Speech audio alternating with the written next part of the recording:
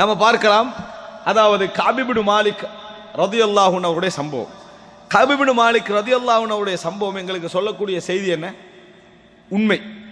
கஅப் இப்னு மாலிக் சம்பவத்தை பொறுத்த வரைக்கும் நூற்றுக்கணக்கான பலன்கள் பிரயோஜனம் என்ன செய்யலாம், நம்ம எடுக்கலாம்.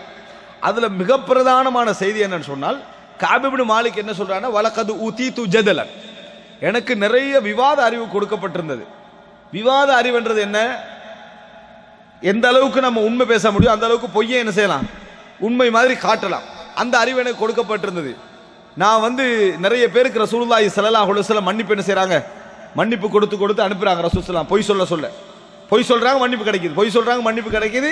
அப்ப மக்களுக்கு மத்தியில் கௌரவம் நிக்குது. அப்படியே இப்ப கஅப் இப்னு மாலிக்கு என்ன செய்றாங்க, பனு சலமா கோத்திரத்தினர் அவங்களுடைய கோத்திரத்தினர் என்ன சொல்றாங்கன்னா, நீங்களும் அவங்களை சொன்ன மாதிரி நீங்களும் சொல்லிடுங்க அப்படின்னு சொல்லிடுறாங்க.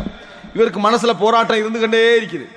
கடைசியில் என்ன முடிவு வைக்க, நான் உண்மையை தான் சொல்லுவேன் அப்படின்னு ரசூலுல்லாஹ் கிட்ட போய் உண்மையை சொல்றாங்க. அல்லாஹ்வின் தூதரே, நான் வராம இருந்ததுக்கு என்ன காரணம்? இந்த பொருளாதாரம் தான். சொத்து விஷயத்தில் எனக்கு ஏற்பட்ட அந்த தாழ், அப்படி நினைச்சேன், வரணும் நினைச்சேன், அப்படி என்ன செஞ்சுட்டேன், நான் நின்று விட்டேன்னு காரணத்தை சொல்றார். இப்ப இந்த இடத்துல கஅப் இப்னு மாலிக் சிம்பிளாக, நான் ஜிஹாதுக்கு வரணும்னு நினைச்சேன், ஆனா எனக்கு சுகையினமாகிட்டு, அதனால் எனக்கு வர முடியவில்லைன்னு ஒரு வார்த்தை சொல்லி இருந்தால் எந்த பிரச்சனையும் இல்லை. எல்லாருக்கும் ரசூலுல்லாஹ் மன்னிச்ச மாதிரி இவருக்கு என்ன செய்வாங்க, மன்னிப்பாங்க. இன்னும் சொல்ல போனால் கஅப் இப்னு மாலிக்கு நல்ல பேர் தான் இருக்கும், கெட்ட பேர் வராது. ஏன்னா கஅப் இப்னு மாலிக் ஏற்கனவே சிறந்த ஒரு நபித்தோழர், பொருளாதாரத்தை வாரி வாரி இறைக்கக்கூடியவர், மக்கள்கிட்ட உண்மையானவராக இருக்கலாம். ஆனா அவர் என்ன நினைச்சாருன்னா, விசாரிக்கிறது ரசூல் ஸல்லல்லாஹு அலைஹி வஸல்லம், ஆட்சி தலைவர். அப்ப நான் உண்மையாக பதில் சொல்லணும் அந்த இடத்துல என்பதற்காக இவர் பொய்ய சொல்லிட்டு போனாரண்டா அல்லாஹ்ட்ட சொல்லலாமா இதை? ஏன்னா அல்லாஹ்வுக்கும் அவருக்கிடையில் அவர் உண்மையாளராக இல்லை. அப்ப அந்த இடத்துல ஒரு உண்மையாளராக இருக்க வேண்டும் என்பதற்காக உண்மையை சொல்லிடுறார். ரசூலுல்லாஹி ஸல்லல்லாஹு அலைஹி வஸல்லம் அவர்கள் பொய்யர்களுக்கெல்லாம் மன்னிப்பு வழங்கினாங்க. உண்மையாளருக்கு என்ன செஞ்சாங்க ரசூல் ஸல்லல்லாஹு அலைஹி வஸல்லம் அவர்கள், அல்லாஹ்வுடைய பதில் உங்களுக்கு வரும் வரைக்கும் வெயிட் பண்ணுங்கன்றாங்க. கடைசியில் 50 நாள் சோதிக்கப்பட்டார். நம்ம பார்க்கிறோம். 50 நாள் சோதிக்கப்பட்ட பின்னால நல்லவர்கள் ஒதுங்குகிறாங்க, கெட்டவர் நெருங்குறாங்க.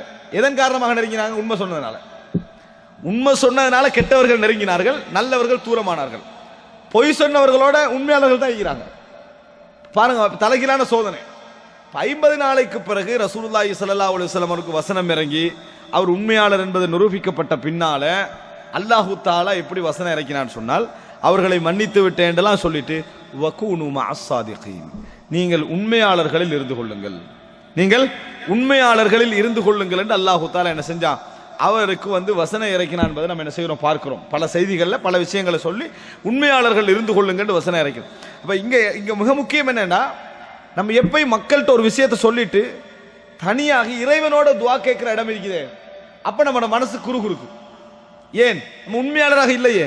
அப்ப இறைவனோட நம்ம துஆ கேட்க முடியாது, இறைவனத்தில் பேச முடியாது, இறைவனத்தில் மன்னிப்பு கேட்க முடியாது. காரணம் என்ன? பொய். மக்களிடத்தில் நம்ம பொய் என்ன செய்திருக்கிறோம், சொல்லி இருக்கிறோம் என்று சொன்னால் நம்ம இறைவனுக்கு மத்தியில் உண்மையாளராக இருக்க முடியாது. இறைவனுடைய விஷயங்களில் உளரீதியாக உண்மையான காரணங்களோடு நம்ம என்ன செய்யணும், இருக்க வேண்டும் என்பதைத்தான் இந்த செய்தி சொல்வது நம்ம என்ன செய்கிறோம், பார்க்கிறோம். எனவே அன்புள்ள சகோதரர்களே, கஅப் இப்னு மாலிக்குடைய செய்தி, அதுக்கு பின்னால் கஅப் இப்னு மாலிக் என்ன செய்கிறார் என்று சொன்னால், அல்லாஹ்வின் தூதரே, அல்லாஹ் தஆலா எனக்கு வழங்கிய தௌபாவின் காரணமாக என் முழு சொத்திலிருந்தும் நான் வெளியாகிறேன் சொன்னார். என் முழு சொத்திலிருந்தும் நான் வெளியாகிறேன், அல்லாஹ் எனக்கு தௌபாவின் காரணமாக வெளியாகிறேன்னு சொன்னார். இதுல கூட உண்மையாளராக இருக்கணும். வார்த்தையில நம்ம சொல்லுவோம், ரசூல் ஸல்லல்லாஹு அலைஹி வஸல்லம் வானான்னு சொல்லுவாங்கிறதுக்காக என்ன செஞ்சிடக்கூடாது, சொல்லிடக்கூடாது. உண்மையாளராக அவர் சொல்றார். ரசூல் சொல்றார், அம்சிக் பஅத மாலிக், சில சொத்துக்களை மட்டும் நீங்க என்ன செய்யுங்க, உங்களுக்கு பிடிச்சிக்கங்க, சில சொத்துக்களை மட்டும் தக்க வைத்துக் கொள்ளுங்கள், மற்றதை என்ன செய்யுங்க, தர்மம் செய்யுங்க என்று சொன்னான்னு பார்க்கிறோம். அதுக்கு பின்னால கஅப் இப்னு மாலிக் ஒரு முடிவுக்கு வரார். நான் சாதாரணமான விஷயங்களில் கூட பொய் சொல்வது கிடையாது, சாதாரணமான விஷயங்களில் கூட பொய் சொல்வது கிடையாது என்கின்ற ஒரு முடிவுக்கு என்ன செய்யறார், வாரார். அதனால கஅப் இப்னு மாலிக் சொல்றார், வலகது துலீது ஃபில் கதிப், பொய் விஷயத்தில் நான் சோதிக்கப்பட்டிருக்கிறேன், மக்கள் சோதிக்கப்படாத அளவுக்கு என்ன செஞ்சுக்கிறேன், நான் சோதிக்கப்பட்டிருக்கிறேன் அப்படின்னு என்ன செய்யறாரு கஅப் இப்னு மாலிக் சொல்றார். அப்ப எனவே அன்புள்ள சகோதரர்களே, இயன்ற அளவுக்கு மக்களுக்கும் எங்களுக்கும் இடையிலான உறவை சரிப்படுத்துவது நம்ம எப்படி முயற்சிக்கிறோமோ அதைவிட கூடுதலாக அல்லாஹுக்கும் எங்களுக்கும் இடையிலான அந்த உண்மை மனோநிலை, உண்மையாக இருக்கிறோம் என்கின்ற மனோநிலையை நாங்கள் என்ன செய்ய வேண்டும், நிறைய முயற்சிக்க வேண்டும் என்பதை புரிந்து கொள்ள வேண்டும்.